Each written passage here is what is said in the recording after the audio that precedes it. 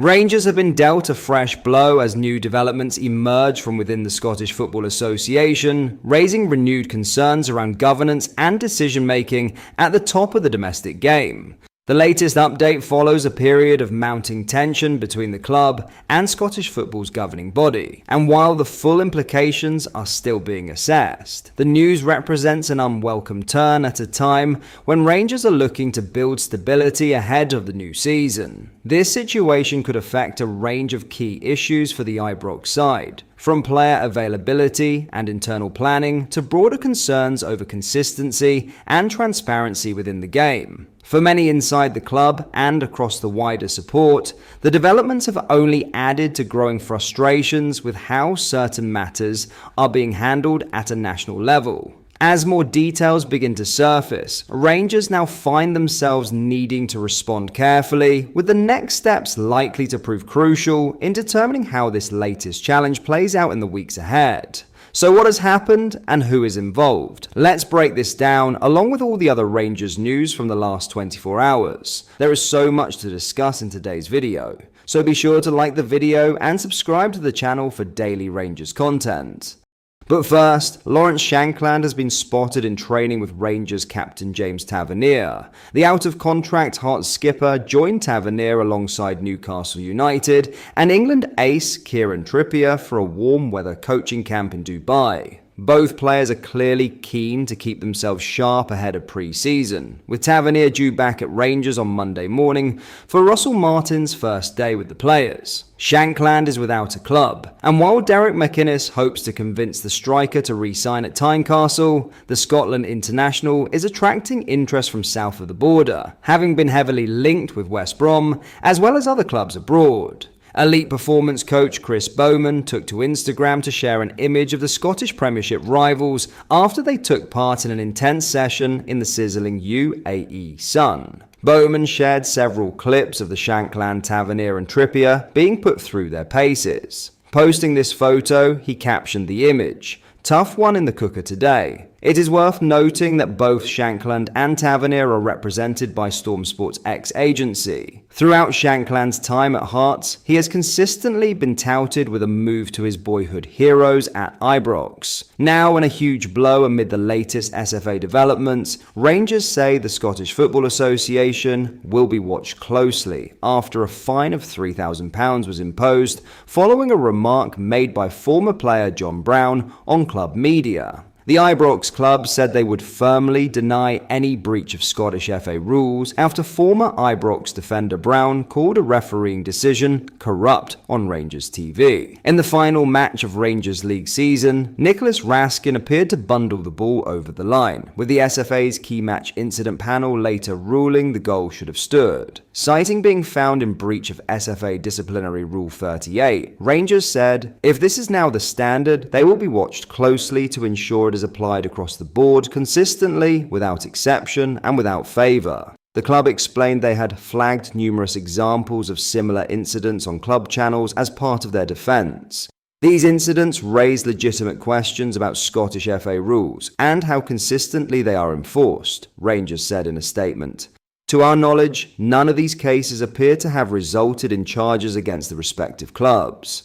The lack of consistency with the Scottish FA's policing of similar incidents leaves more questions than answers. That is why we will be contacting the Scottish FA Chief Executive and President to seek clarity on what policies and processes the compliance officer has in place, if any, to ensure a consistent and proportionate approach to enforcement and the equal treatment of member clubs. We shall also be asking the Scottish FA whether they accept that a rule that cannot be applied consistently across all clubs and all platforms risks losing credibility as a fair and enforceable regulation. Referee Nick Walsh and his on-field officials thought the ball had been kept out by Hibernian defender Rocky Bashiri, and VAR Andrew Dallas ruled that there was no camera angle that proved Raskin's effort had gone in. Hibs equalised through Kieran Bowie moments later, with the match finishing 2-2. Brown said on the club's in-house TV channel, "I would say it is corrupt." Commentator Tom Miller replied, "Well, I'm not sure we can actually say that." However, Brown added, "Well, I am saying it. Rangers subsequently demanded the introduction of goal line technology.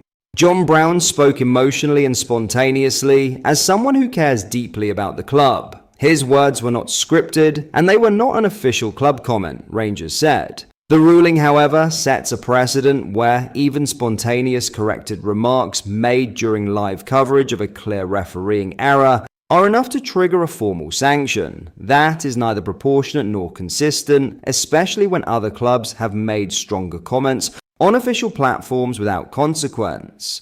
To be clear, we reference these other examples not to suggest they should have resulted in sanctions, but to highlight the clear inconsistency in how similar incidents have been handled.